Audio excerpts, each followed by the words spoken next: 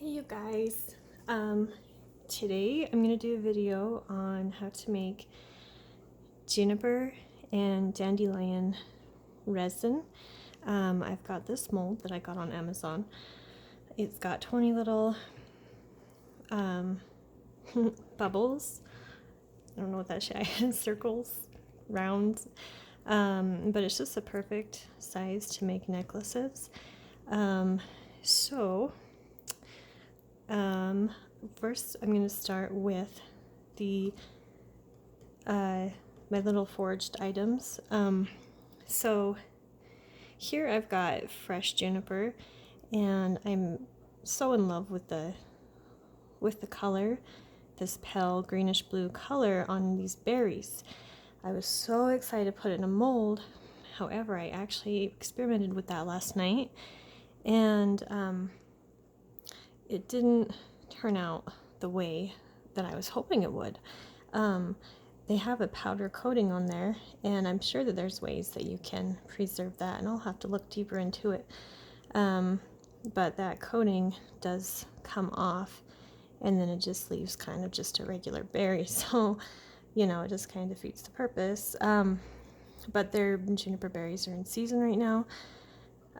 But this greenery is also very pretty, and I'm going to be using that. Over here I've got dried juniper berry, and this will be an experiment for me.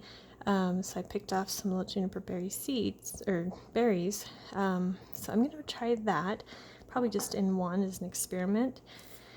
And then in the other one I've got these two types of dandelion. You've got your regular dandelion that you find in your backyard, and this is kind of more of a wild dandelion. It's not quite the giant dandelions that you see sometimes off the roadsides. It's kind of in between. So I'm going to be trying both to see how they turn out. And I've got some tweezers. So first I'm going to start with this smaller juniper berry. And oops, looks like something just fell in my little pocket, so I'll pop it back out. I want to have those nice and clean. So I'm going to go ahead and, just for funsies, I'm going to drop these little berries off in here.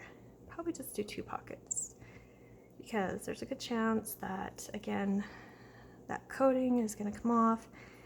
If it turns out amazing, then that'll be awesome, because it's so much easier to work with dry ingredients than it is fresh ingredients, because fresh ingredients, you're totally on the clock as to how quickly you want to process them, of course, because they'll dry out quickly.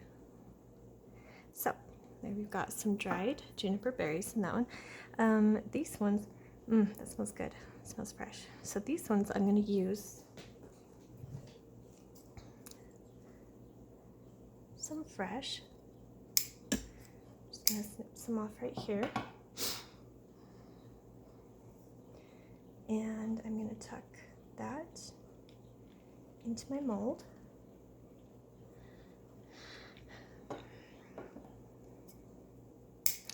And you could use dried too, and maybe I will just to experiment. But the fresh is so easy, because you can just, pliable, and you can just push it in there.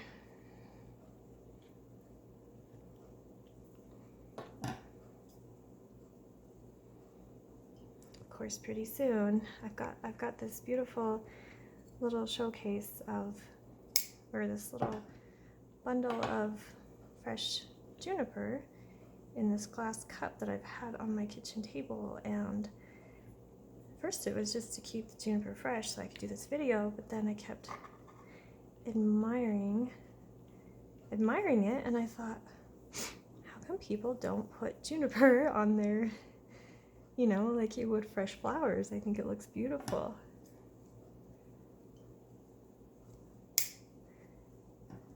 So I've got, that's what I try to do. I try to streamline this, and whenever I know I'm going to be doing some resin, I try to pick out as many different types as I can think of, so that I can do it all in one fell swoop, so I can mix up the resin and fill up this, you know, this little resin mold, because it holds 20, so then I can, you know, have a variety to experiment with.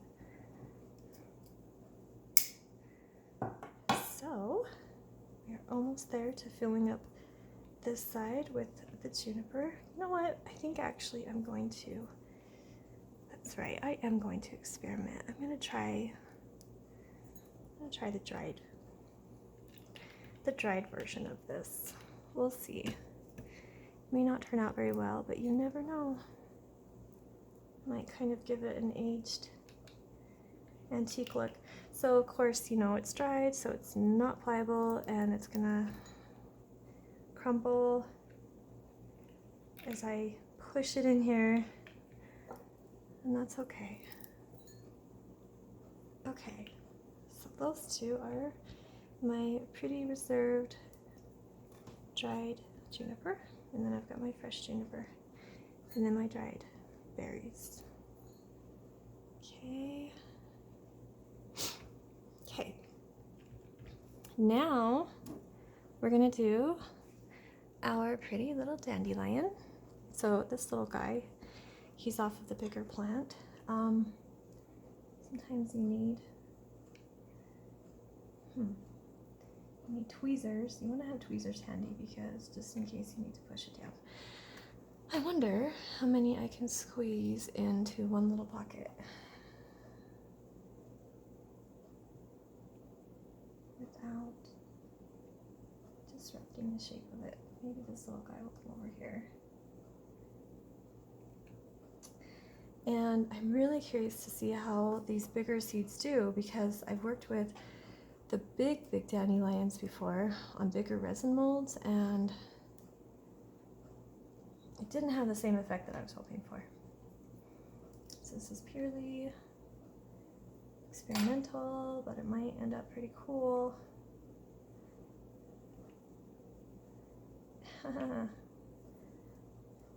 Very precarious here, getting this into the mold. Just wants to keep popping back out. Okay, now we're gonna use, oh my gosh, I love this little dandelion. It is just adorable. All those little seeds, so generous. We're just gonna stuff those in there. Take another little pinch of seed. So pretty.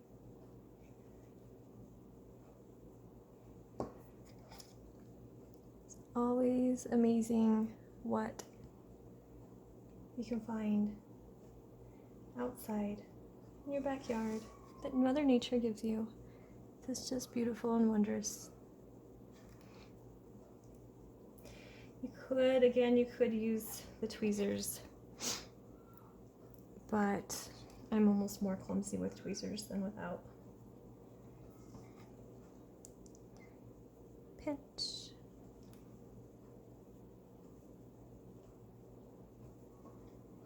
Okay. Just gonna try to fill up these as much as I can. So pretty.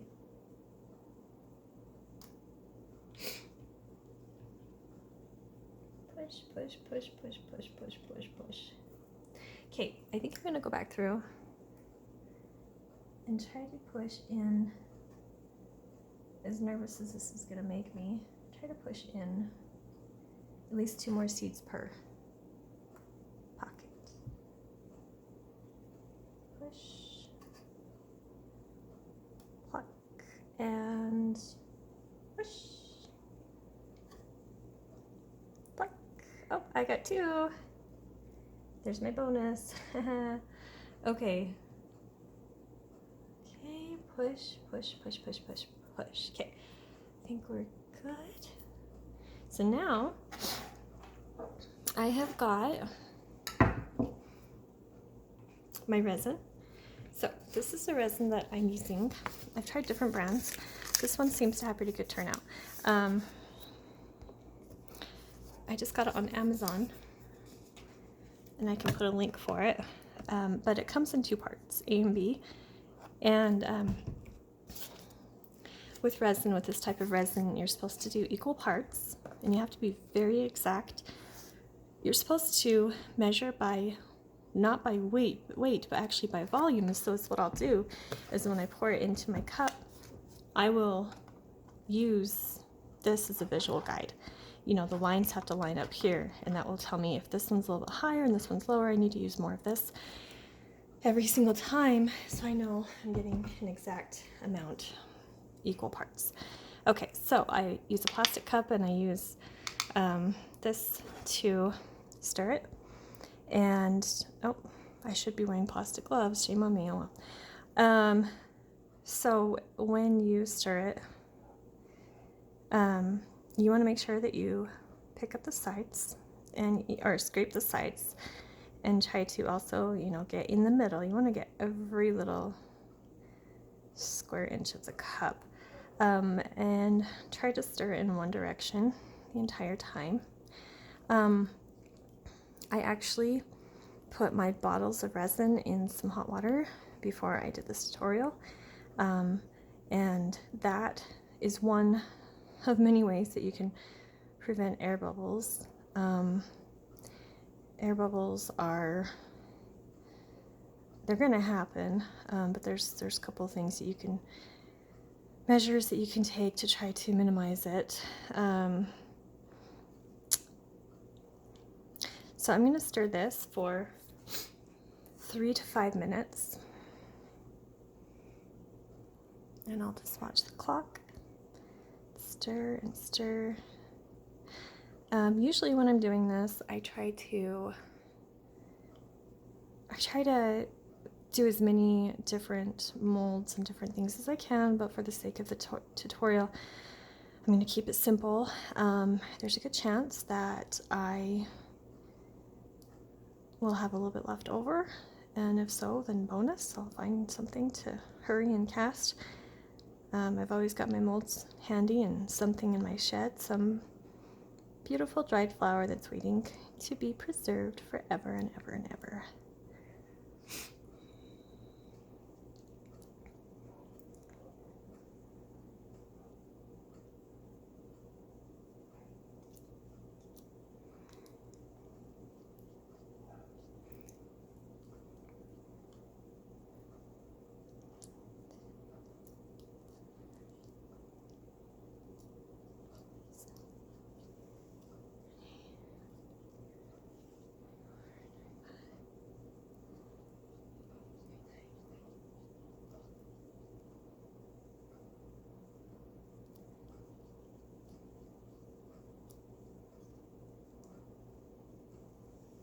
Maybe I'm just gonna start